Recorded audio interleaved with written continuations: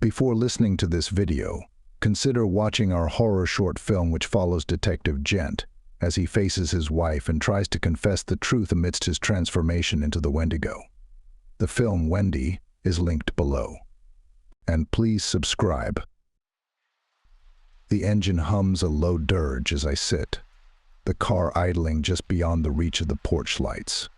I'm encased in metal and shadows, my own personal confessional on wheels. Shoulders hunched, fingers gripping the steering wheel, I stare at the front door of my house, my sanctuary turned into a potential crypt. The night clings to me, the weight of what's transpired heavy on my chest.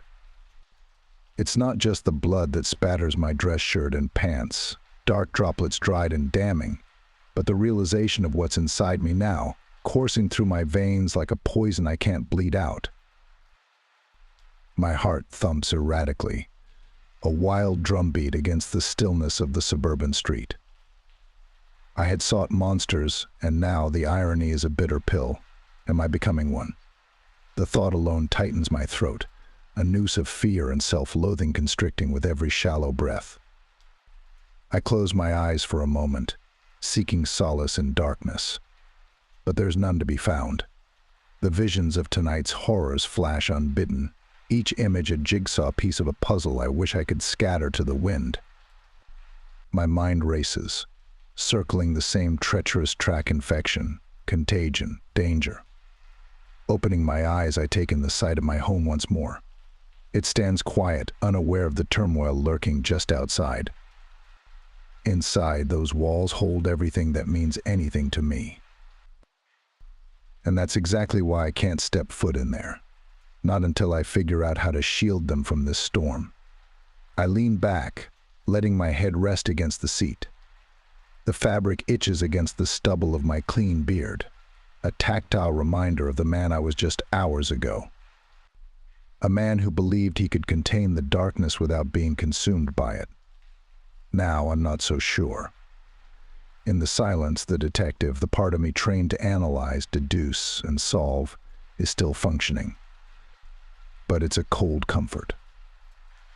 What good is logic when faced with the illogical, the unnatural, the abominable truth of my condition? Think, Gent, I whisper to myself, a mantra to keep the panic at bay. Think. But thinking is a double-edged sword, cutting deep into the fabric of my reality. With each passing second, the tension coils tighter, a spring ready to snap, and I'm caught in the middle, wrestling with choices no one should ever have to make. Outside, the world is oblivious to my crisis. The stars twinkle indifferently above, and the gentle rustle of the leaves in the night breeze is a taunting whisper of normalcy.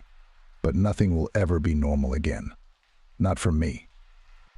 So I sit, a lone figure drenched in conflict and crimson evidence, grappling with the events of the night and the haunting question of what comes next. The case file, its edges stained with dried blood, my blood, lies open on the passenger seat, a macabre testament to the night spent chasing shadows that were all too real. I had been hunting a phantom, a serial killer driven by an ancient curse, the Wendigo disease. A myth, they said. But the bodies told a different story.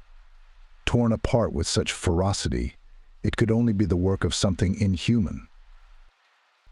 My pursuit was relentless, through the underbelly of the city and into the heart of darkness itself. I followed leads, pieced together patterns, and stared into the abyss of human depravity. And when I finally found the killer, when our gazes locked in that final confrontation, I understood the true nature of the beast. Now, with each shallow breath fogging up the windshield, I confront the grim reality. The Wendigo isn't just a folk tale, it's a contagion. And I've been exposed. The signs are there. The feverish chill, despite the warmth of the night. The burning hunger clawing at my insides. And the blood, so much blood. It's a mosaic of madness on my skin. A cruel reminder that I am no longer just the hunter. I have become prey to my own body's betrayal.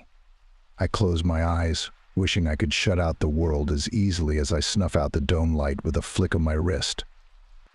But there's no escape from the truth seeping into my bones like a winter chill. I am infected. The realization settles like lead in my stomach, heavy with the weight of impending doom. What irony, to solve the puzzle only to become a piece of it, a twisted joke penned by fate's own hand. Stay calm. I command the reflection in the rearview mirror, but the bloodshot eyes staring back hold a feral glint that belies my words. Only one thing remains certain: I must face the horror alone, lest I risk unleashing it upon those I took an oath to protect. This solitude is my crucible, the forge in which my resolve will either harden or shatter. Yet, even as despair claws at the fringes of my mind, I cling to the vestiges of the detective I once was. For now, it's all I have left. There's an ache in my chest, a pained throb that has nothing to do with the infection. It's the anticipated grief of farewell, the preemptive mourning for a life I'm about to lose. My mind flits to them, their smiles, their laughter, and it's like a blade twisting in my gut. I am to become a memory, a receding figure in the fog of their past. Protect them. The mantra repeats in my head, a guiding star amidst the tempest of my sorrow. They must never know the depth of my despair, nor the darkness that threatens to consume me. Goodbyes are to be unspoken, love shown in the act of departure. I'll pen the final chapter of my story with this sacrifice, the ultimate proof of the love that endures, even when I cannot.